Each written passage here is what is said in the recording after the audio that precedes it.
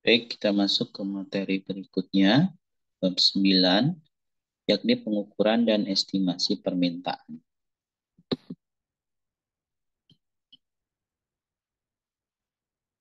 Oke, jadi kalau misalnya kita masuk ke estimasi permintaan ini, mungkin yang harus kita persiapkan ya, ini bagaimana kita pada saat merancang bisnis ya, ada RAB ataupun eh,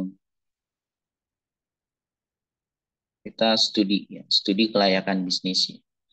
Nah, di studi kelayakan bisnis itu biasanya kita sudah membuat detail apa yang akan kita lakukan pada saat bisnis ini akan running ya, termasuk perencanaan pemasaran. Perencanaan pemasaran dimulai dari ini akan dijual berapa ya, kemudian biaya operasionalnya berapa, kemudian untuk bisa menutupi biaya operasional kita harus menjual berapa unit ya, dengan harga berapa, keuntungannya berapa.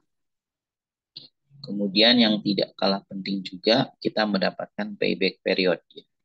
Jadi selama berapa bulan atau tahun modal kita bisa kembali.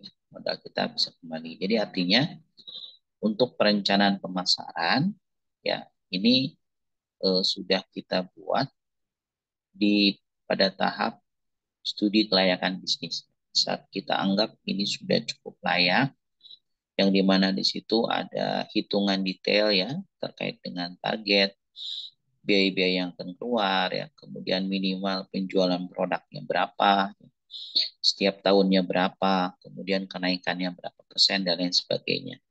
Pada saat membuat studi kelayakan bisnis, kita biasanya mencari banyak informasi ya, baik itu informasi based on data ataupun kita juga bisa melakukan interview ya ataupun wawancara dengan orang yang memiliki bisnis yang kurang lebih sama dengan bisnis yang akan kita jalankan ya.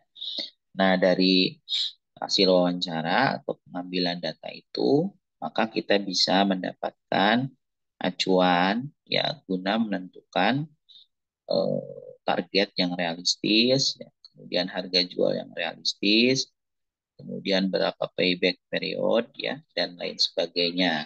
Ya. Nah, kemudian apa yang menjadi dasar kita ya untuk mendapatkan permintaan pasar ya, kriteria permintaan pasar, maka kita harus melihat adanya potensial market ya. Jadi pasar atau konsumen yang mempunyai minat ya, terhadap produk yang akan kita tawarkan. Kemudian captive market ya. Jadi konsumen yang memiliki minat yang cukup, daya beli serta akses terhadap produk yang dipasarkan. Kemudian bedanya dengan potensial market dengan available market. Kalau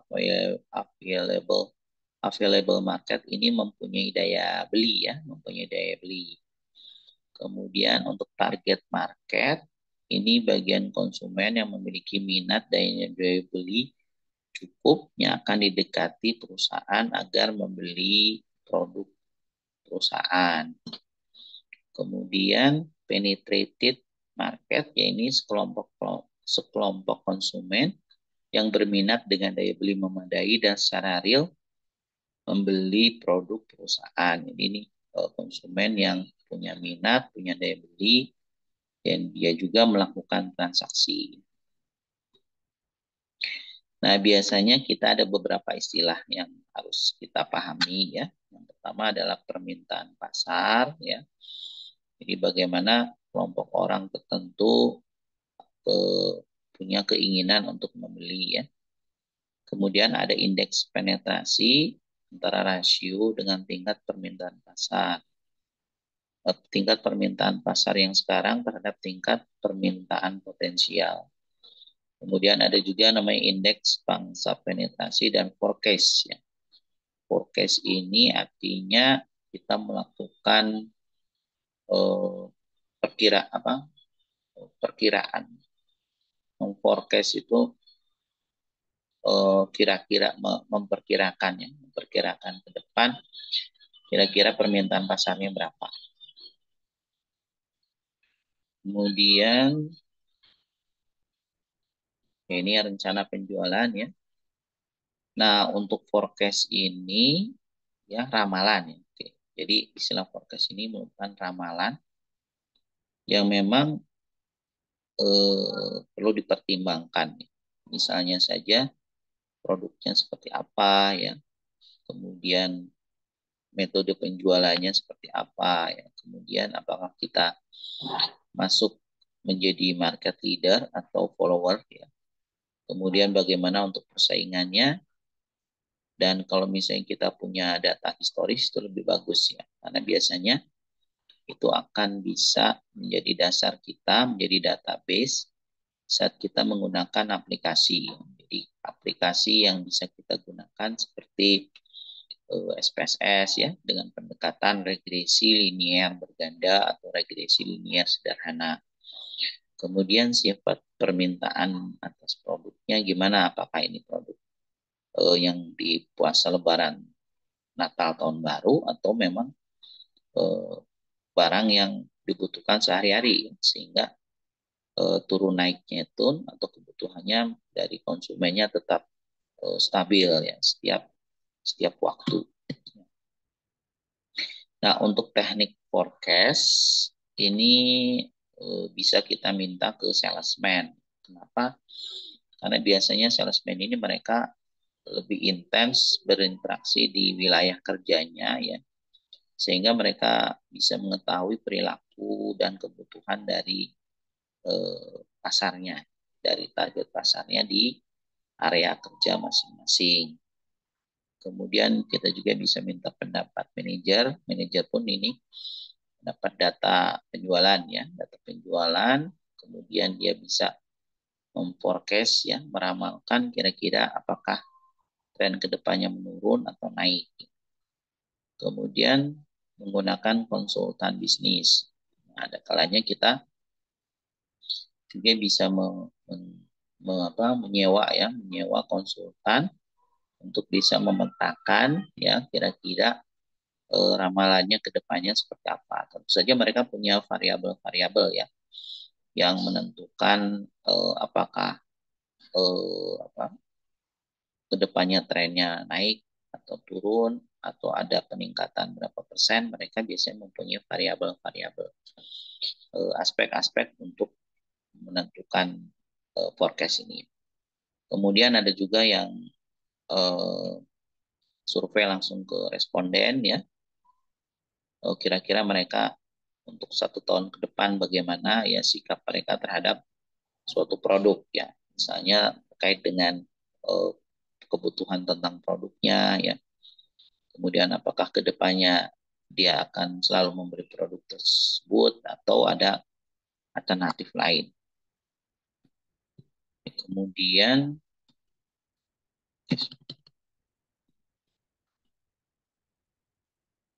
selanjutnya adalah forecast dengan perhitungan statistik ya. Ini bisa menggunakan regresi ya. Salah satu regresi biasanya regresi linier sederhana ya. Asal kita mempunyai datanya cukup lengkap di periode sebelumnya. Jadi kalau misalnya ada datanya, kita tinggal masukkan ke aplikasi, kemudian kita bisa mendapatkan perkiraannya ya. Misalnya nih, untuk kebutuhan promosi, harapannya akan meningkatkan semakin besar nilai promosi akan meningkatkan nilai penjualan. Nah, mungkin nanti kalau perusahaannya pernah melakukan promosi, mungkin direkap dari 2 tahun terakhir ya, setiap bulan pengeluaran untuk promosinya berapa, sehingga nanti akan mendapatkan persamaan regresi ya, persamaan regresi. Nah, setelah kita mendapatkan persamaan regresi, maka kita tinggal masukkan nilai yang akan kita cari ya dari penjualan, estimasi penjualan dari aspek promosi.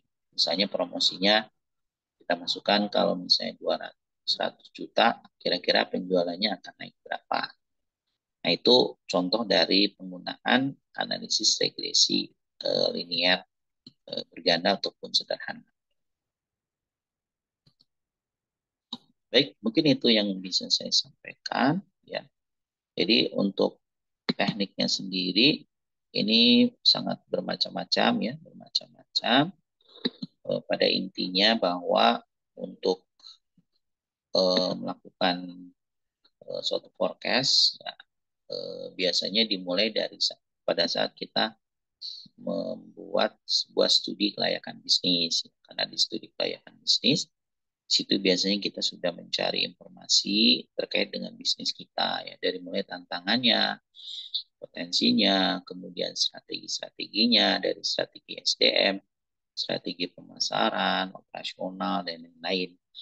Nah, untuk strategi pemasaran, ya, ini hubungannya dengan kita akan jualnya kepada siapa, kemudian eh, target kita berapa, ya.